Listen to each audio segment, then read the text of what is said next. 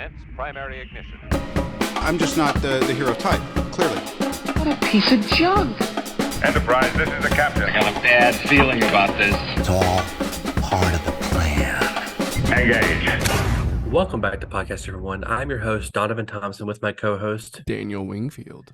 in today's episode 178 of Podcast 2-for-1, youtube.com/2for1 studios, the best place to consume all of our content. And if you didn't know, and listeners, you probably did not, we are sponsored by Kapow Comics, located at 4047 East Kill Avenue in Sherwood, Arkansas. There they have comic books, collectibles, graphic novels, and of course, special guest appearances throughout the year. Kapow. I think it's 178. And Indeed. last week we dropped Crouching Tiger, Hidden Dragon with Bruce. These last few weeks we've been doing Ahsoka. And instead of doing Ahsoka again this week, and there's plenty to talk about with Ahsoka, Right. we've decided to kind of hold off on reviewing these last three episodes and kind of doing like a big recap and hopefully bringing on a very special guest, the podcast everyone. We'll see what happens. Indeed. And in the interior of all that, you and I have been doing some gaming this year.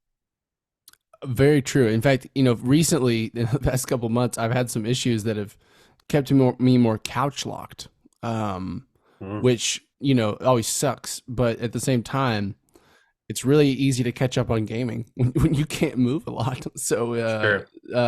So this has been, I've been gaming more the past couple of months than I have probably in the last couple of years, just in terms of total hours. Yeah. I've been spending with it. So, Well, I want us to kind of go over some of the big games we've been playing the last couple of months. And to our listeners, we could do a whole episode on each individual game, and it could be long 1.5 to 2 hour episodes. right. But let's keep it light and frivolous, and let's not go super detailed, because I have about 2 games I want to talk about. I think you have at least 2 games you want to talk about. Yeah. And on top of that, I think there's another little game we want to talk about that is got a refresh. That's true. Yeah. Yep. And that, which I think we both want to play. So I'll let you go first. I think Sure. What's So and also keep in mind the ahead. conversation of like what is so far your game of the year, if that kind of thing matters to you. Okay. Yeah. Sure. Absolutely. So Starfield. I'll start with Starfield because we talked about Starfield a couple weeks ago on an Ahsoka podcast, I believe. And so I just checked my game save this morning, about 105 hours in Starfield. That's a healthy amount, yeah. Mm-hmm. But I'm at the point where I've put the game down, and I've picked up Baldur's Gate 3, which I'll get to in a second. But Starfield, I still really love it, and as someone that had a ton of fun in 105 hours, it's hard to complain that this game didn't give me something really great, a great experience. It did.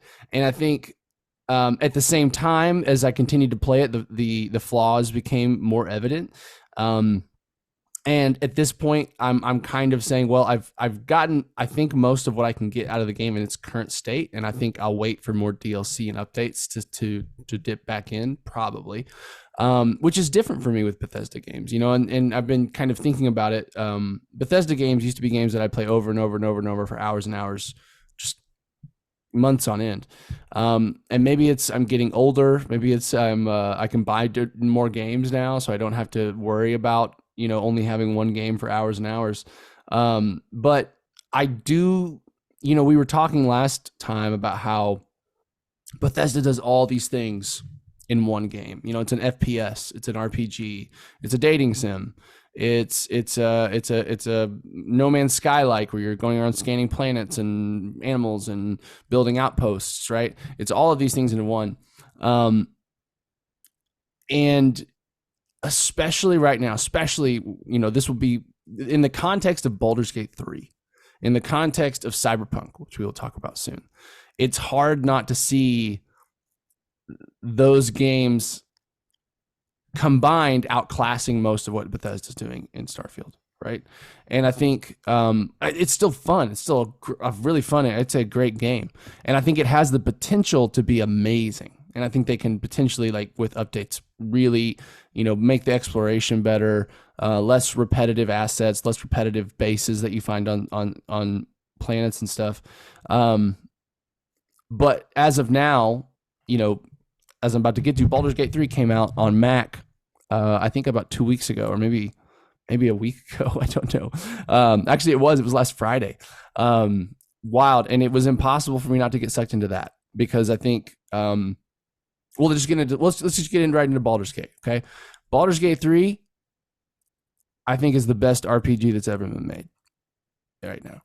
Seems like a general consensus across the board. It's the best one I've ever played. And as someone who has played about 4 games of D&D, it is such an amazing representation of that.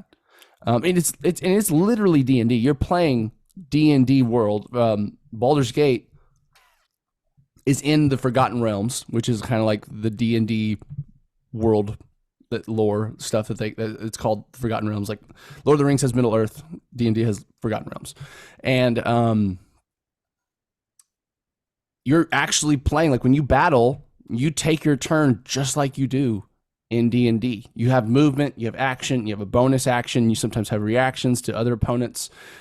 Positioning is very important, and so you've got that. We've got what is I would say, if anyone wants to get into D&D, go play Baldur's Gate 3. You'll have a really good idea of kind of how it works, especially the combat, which is kind of the most technical part of the most kind of mathy and kind of, just kind of technical and maybe a little bit difficult to grasp. That part, it's really easy to grasp in this game.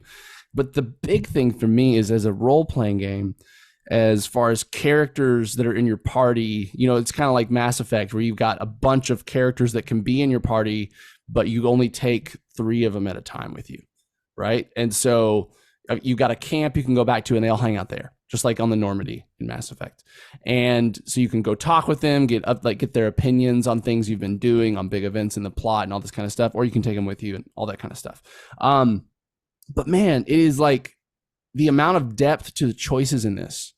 I mean, the choices you're making in Baldur's Gate 3 is literally, you're choosing which content you want. I think that's a problem in a lot of modern RPGs, is that I feel like a lot of game developers are afraid to wall off content. Okay, well, if you make this choice, you don't get to see that. They don't want that. They want you to be able to see everything, because they worked really hard, and they don't want anyone to be like, oh, well, I didn't see that, I didn't have a good time. If I'd seen, but there's so much more confidence, I think, and just it's much more interesting if you're saying, well, if you choose this changes the world in this way, and of course you can't go do the other thing, because it's like it's one or the other. If you choose one, the other one goes away. It just and it's just, I don't want to spoil anything, but like there's a lot of Cthulhu stuff in this, like kind of a big Cthulhu, like very Stranger Things. You're dealing with mind flayers, okay? Yeah, it's the story is amazing, the characters are amazing, the quests are amazing, the choices you make are amazing. Building your character is so much fun.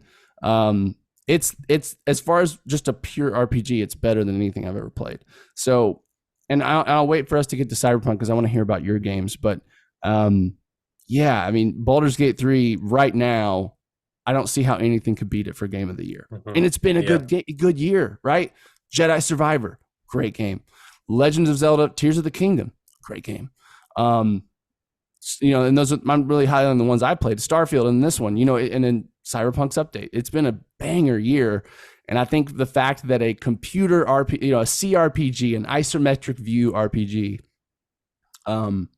is one of the front runners for a game that feels like of the past, right? The game that doesn't feel like a modern style of game necessarily has the front runner to win our Game of the Year. I think is pretty special.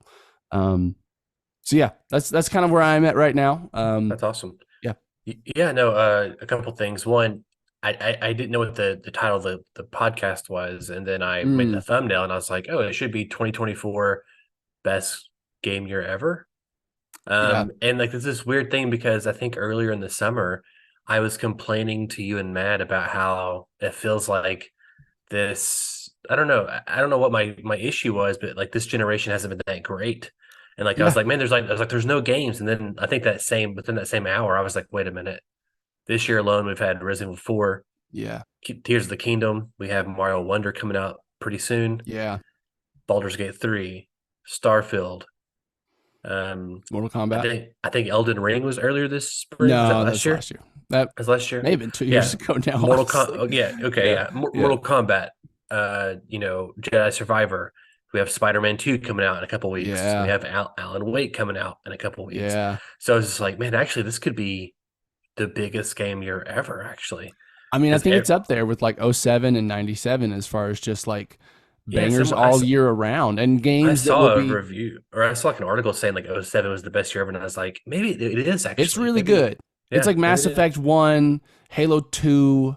Halo 3. Halo 3. There's a lot of good games that came out in 2007. Like games that you're like, holy shit, that's like iconic. Bioshock. Yes. Yeah. Which that's an Xbox year is what that is. That was a good Xbox year. It was. Yeah, yeah. That was I mean, I think year. you're right. This year is a banger. I mean, I think it's nice as, we were both kind of jumped on the new console generation as early as you can get, day one.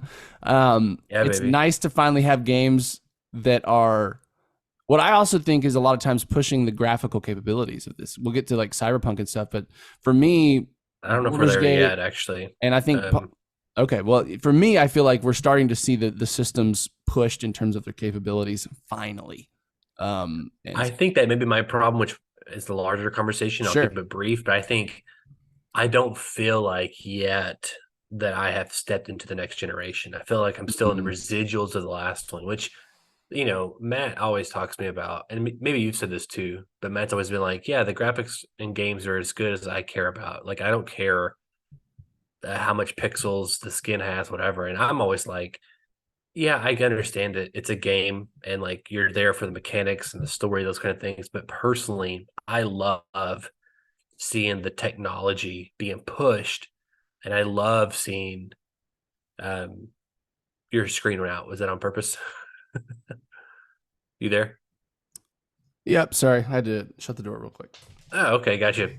But I love seeing the like in movies. I like when James Cameron is doing 3D, even though not every movie can do that, and not every movie is going to accomplish that, and some are going to fail in accomplishing that or trying to. But I like seeing people push the envelope, and even when it fails sometimes. Sure. So same thing with that. So anyway, just long story short, I'm not sure we've stepped into like the, oh my God, we've fully in this generation. I have seen some incredible stuff. Yeah. Now to circle back, I love that you have put 105 hours into Starfield. I'm not sure I can devote that kind of time to it. Sure. I think I'm fascinated. I said I don't want to spoil it in case I do play it, but I'm fascinated by the idea of like how starting a second game can really start the game. And my mind I'm not has sure so that's many the most accurate. I wouldn't necessarily agree with that quote on paper. I don't feel like I feel like it's a little bit more nuanced than that. But I mean, I think it is in terms of a new game plus mode. It is something I haven't seen before.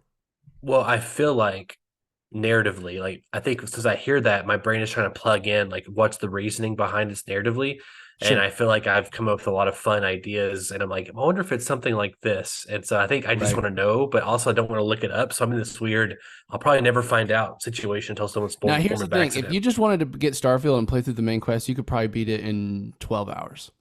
That's the only thing you wanted to do. Oh, damn. I may pick it up. Yeah. I mean, like, if you just mainline the main quest and just kind of did the bare minimums in terms of upgrading and stuff, for one, the game wouldn't get too hard for you. And for two, you could just get to the story. And I think it's good, especially towards the end. There's some really cool missions. A couple of ones that I'd be like, wow, that's maybe one of the best like just contained missions that Bethesda's done. So, wow. No, that's awesome. Well, real quick, just kind of touching upon my stuff. Of course, Resident Evil 4 was earlier this year, which I think is still my game of the year so far. And the new Resident Evil 4 DLC just dropped last week, which I'll be playing that very soon. And I beat Jedi Survivor, which I haven't talked to you about. I beat that like a month ago. And I've been saving it, Daniel. Interesting. Okay, well we gotta talk some spoilers a little bit on that.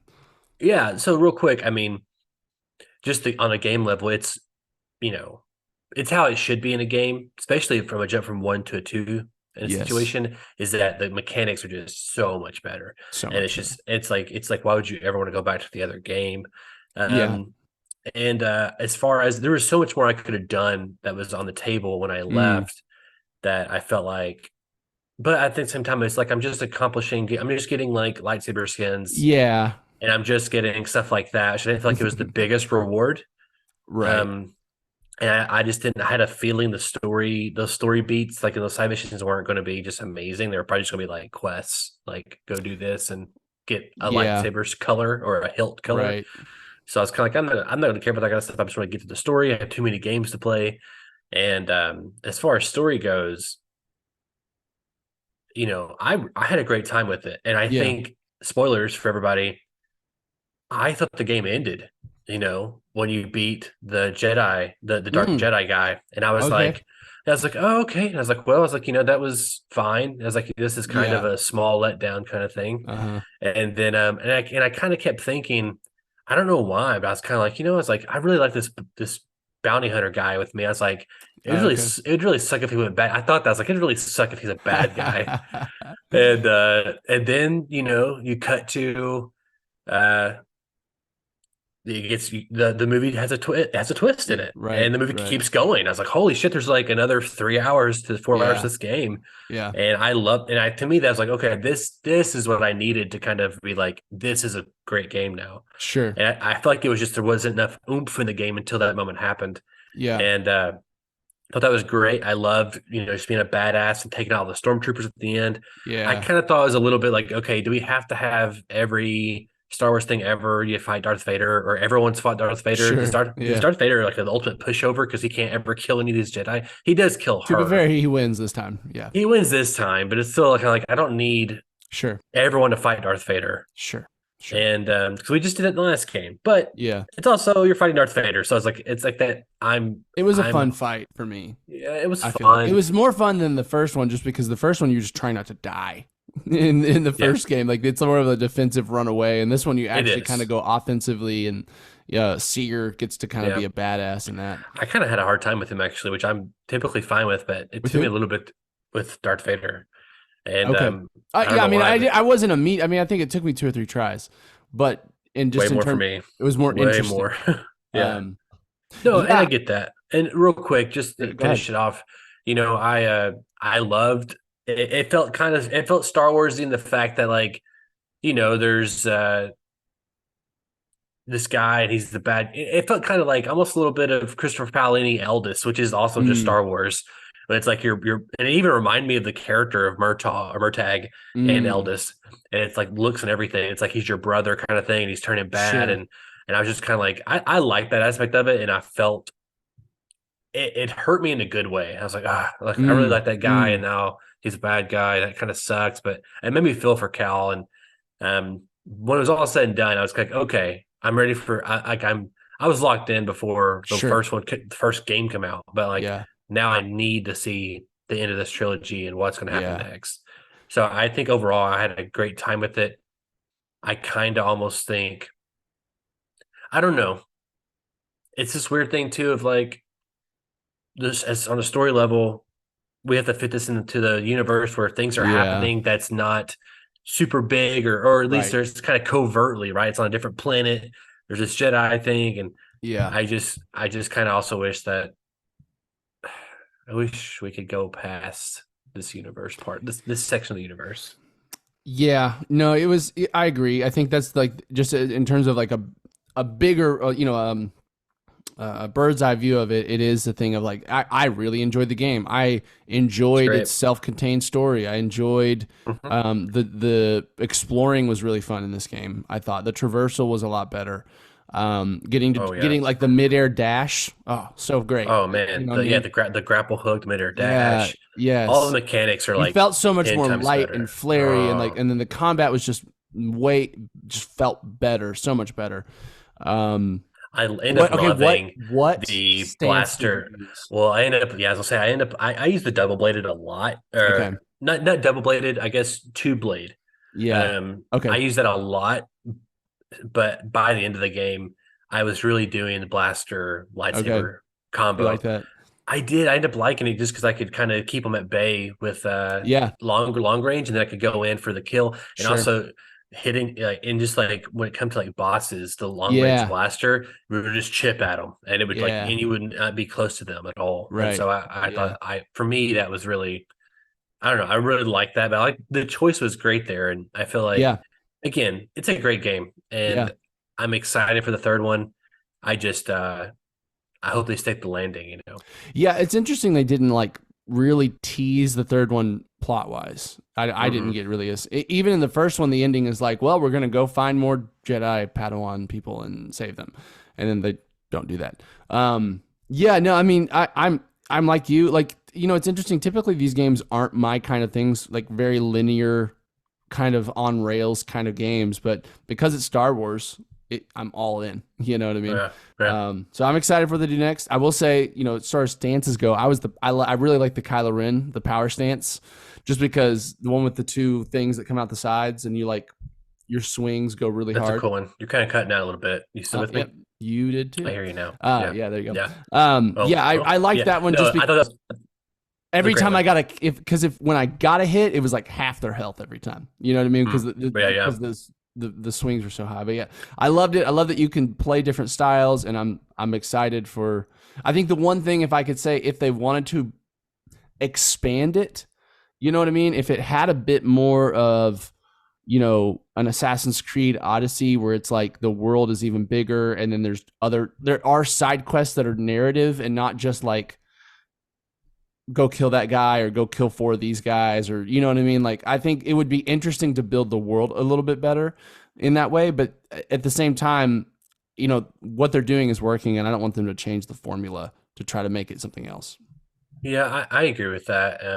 Part of me says yes because that, you know, it makes it more interesting. The other part of me says no because then I have to do more next time. Sure. Yeah. But I'll say this. I think this last thing I'll say on it, really promise, is that the locations weren't as interesting as the first game. You know, you're for the most part. Well, I was for one hoping Maybe Tanalorr was actually a real planet you could explore and do stuff on. The fact that it's just the boss battle was a little bit disappointing to me. Yeah. And just I agree. Like, you know, you started on Coruscant, which was awesome. Coruscant was cool. Love being in Coruscant. Yeah. Yeah. But then the other two planets are just kind of, they're not that like interesting. Like, I guess like one's just like Tatooine, but darker orange. And then the other one is, you know, just kind of this like Earth like parallel. So I agree. I think the locations could have been more interesting, or we could have used maybe one more planet just that gave us something different. You know what I was just super convinced was going to happen, and I thought it was going to be awesome. Yeah. Was that when you were on Jeddah, at the very end of that, they were going to the Death Star was going to have its test run. That'd be cool. It was on tying a rope, and you're trying to escape whenever that's happening. Yeah. And so like you were working for Saw Gerrera, and then that was going to be Saw dies. Been pretty fucking awesome. You see, that's what I think would be really cool about this. What they could do with these stories is interweave them with the stories that are already canon in a way that doesn't disrupt them, but still feels like important and cool. Be like, oh, I got to play through, like you said, like the Battle of Jeddah or something like that in this game.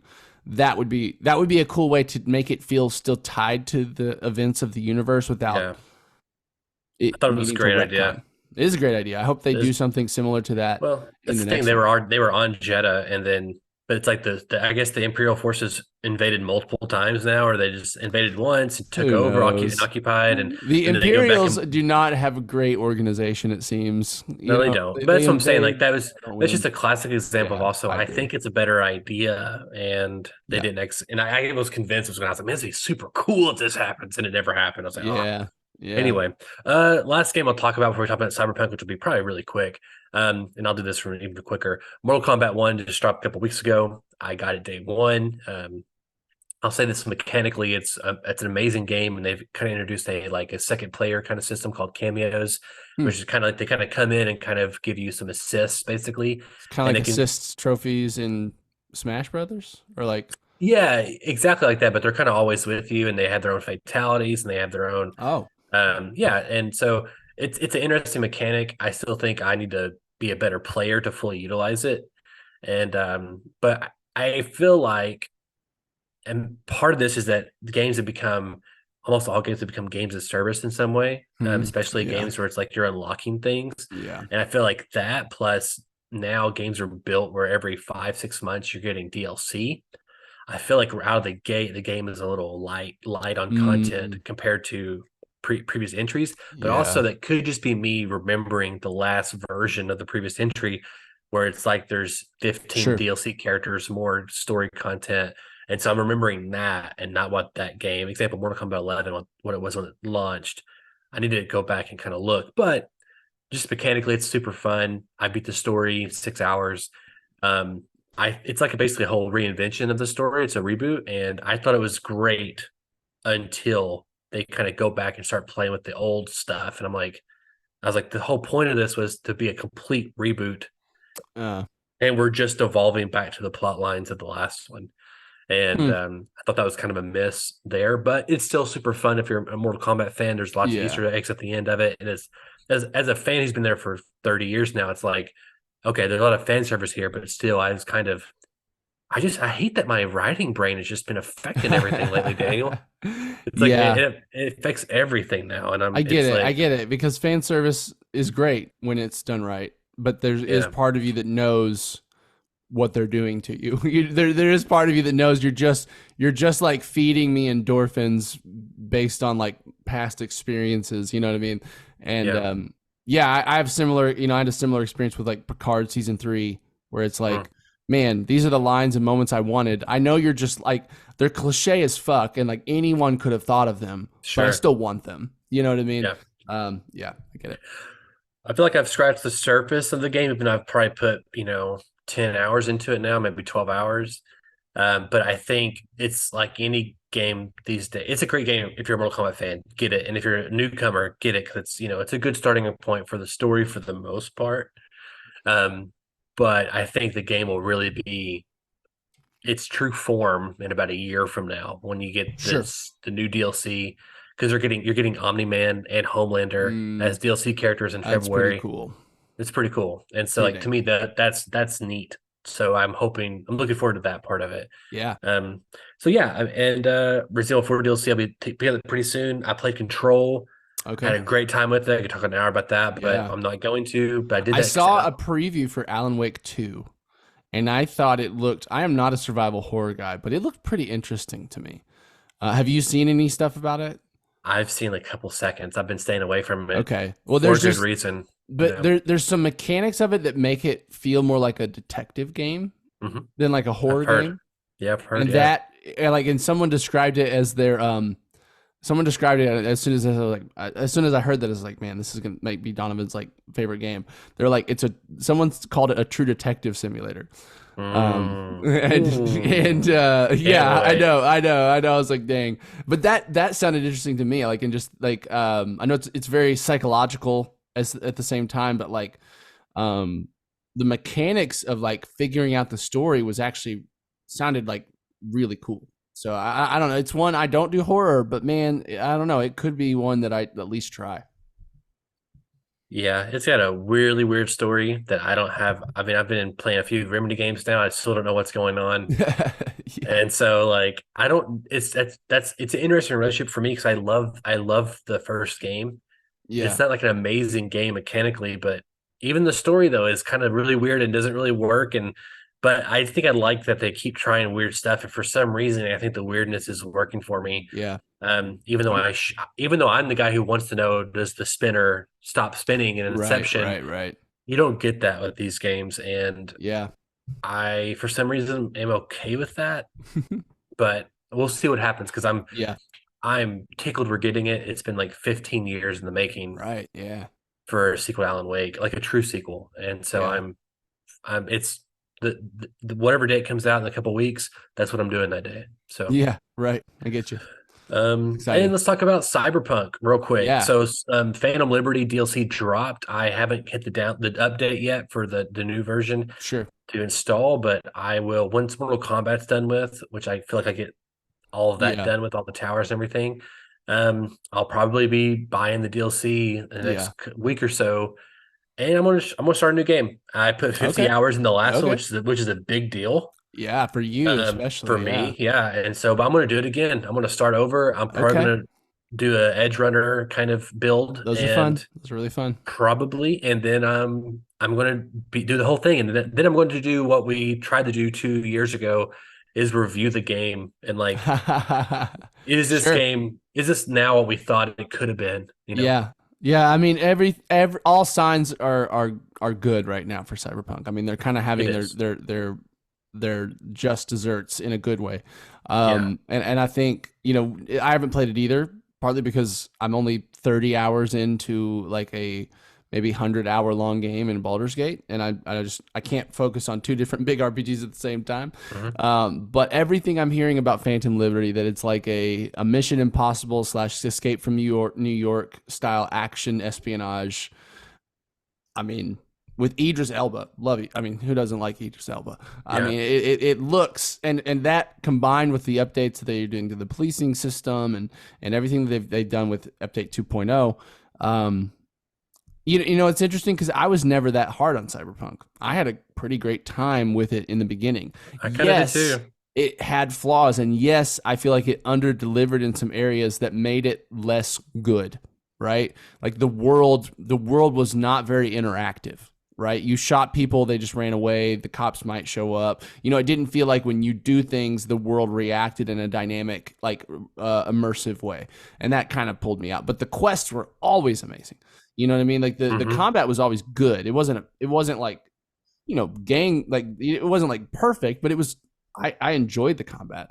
And I think, I never finished the story, partly because I didn't want to, I liked my character and I didn't want something bad to happen to him. So yeah, I'm very excited. I haven't decided. Like I have a David character basically based off the Netrunners, the anime on Netflix, and I've got because you can get the jacket in the game. They even like put the jacket and all his stuff in there, like when that anime came out. So I've got the jacket, I've got the haircut, and I've got the like everything, and I've cleared out every quest except like 2.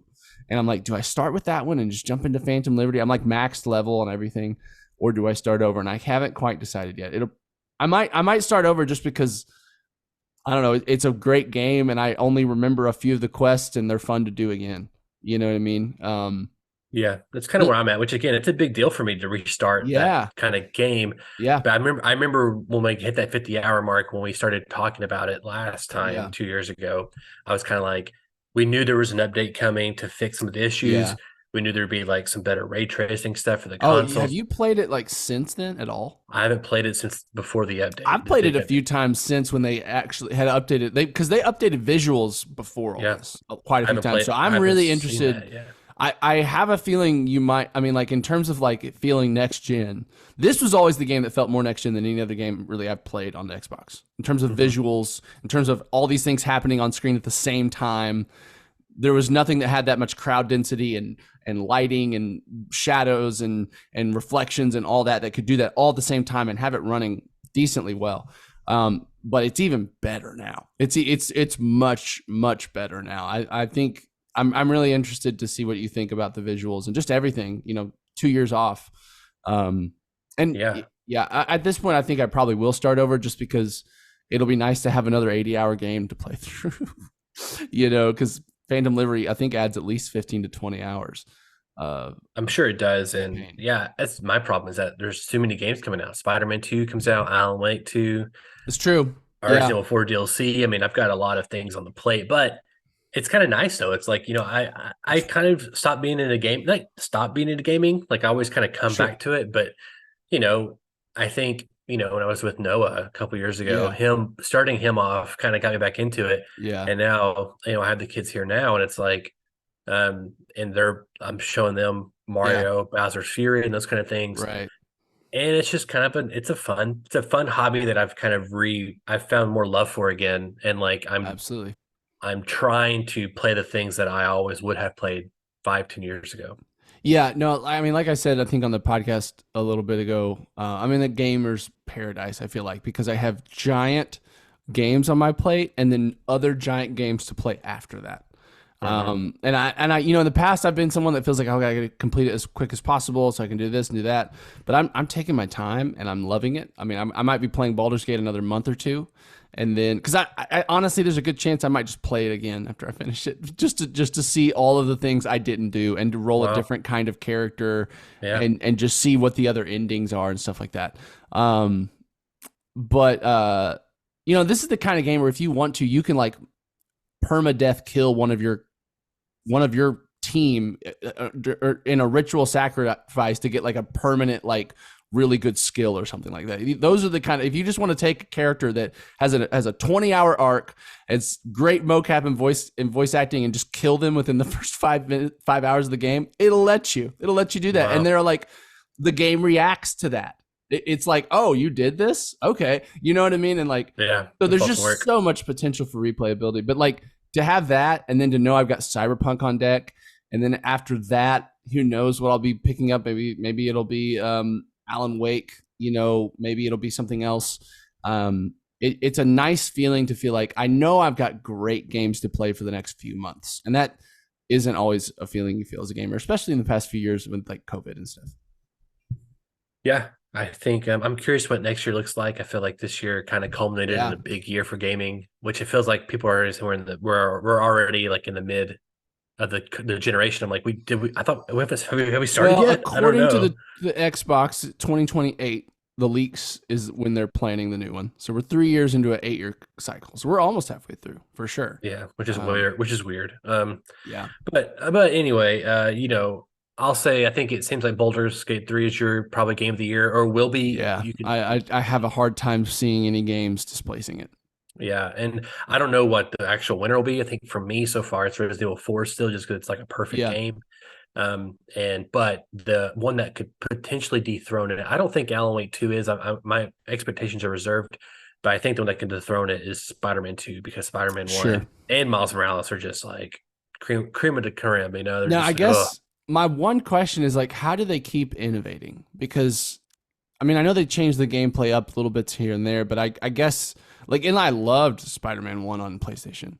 I think the one thing I wonder is, can you just do that over and over again with new stories and it be successful? Is Spider-Man a big enough character for that? It being that because it's always New York? You're always to answer that, yes. I think to answer that part, yeah, because it's Spider-Man, the IP, it's the biggest toy IP of all time. Right. So I think that part's fun. I'm a perfect example.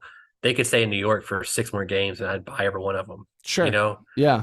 On the other side of it, would it get stale? Probably. Maybe. Yeah. But also it's like when you're getting something as high level as Spider-Man every 3 years, and it's a new story, and the story is good. That's where actually, to me, it shines, is the story. Sure. That I'm like, oh, well, yeah, why would I not want to keep living in this world? Because I love this character and these characters.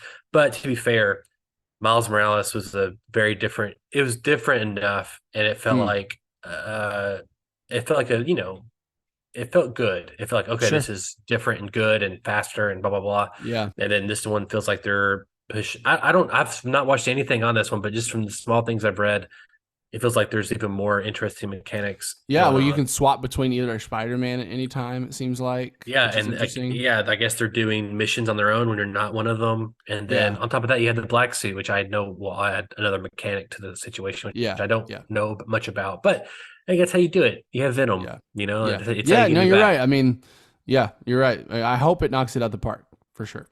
I think it will. I think it's teeing up to be pretty big. Anyway, how can our listeners write into us, Daniel? Listeners, you can write into bit.ly/2for1mail and let us know what you have thought of video games in 2023 thus far. Are there any highlights, any games that we haven't touched on that you really enjoyed? Or are you with us? What's your game of the year right now? Let us know at bit.ly/2for1mail. We're not like a gaming review podcast, really. We talk about it every now and then. But between the two of us, we've kind of covered like almost all the big games this year. Yeah. We could have we could be that pod if we really wanted to this year. So I was trying to think, even when I was saying that, of like, are there any other big games? There probably are that we just didn't touch on. Yeah, that were like, that made, kind of big waves and stuff. But you're right. We kind of represent different parts of the gaming audience in like an interesting way. I feel like your gaming sense is there's a lot of people like you that game just like you, and at the same time mine's very different, but there's a lot of people that game like me. And so I think it is an interesting thing to cover it, because we've kind of We covered different games. We split them down the middle. You know what I mean? And like, you Yeah, take I mean, these, I'll take these. There's some overlap, unofficially. but it's accidentally though. Like it's Yeah. saying like I Well, and yeah, the overlap we, is, Cyberpunk Star Wars. and Star Wars. Yeah. And sci-fi. Yeah, sci-fi. sci-fi and action. I mean, yeah. I mean, it's pretty great. It's pretty It is great. It's good to be a gamer in 2023. It is. Which I think now I just realized I made the thumbnail 2024. So there we go. I just thought about that. You did. I see that. Yes. I gotta fix that now. Anyway, because Dom doesn't know what year he's in. So anyway, if you can't hit us about our bit, you can always find us in the comment section below, youtube.com/241studios. Again, guys, it's the best place to consume all the content. There's 178 episodes of Podcast 241 as well. It's all the cool content like 241 Backflash, 241 Collectors, and just other stuff on there that I'm sure I can't think of at the moment. There's like over 261 videos on there over 4 years. Ooh. So anyway, guys, my name is Donovan Thompson. I'm Daniel Wingfield. And we have spoken.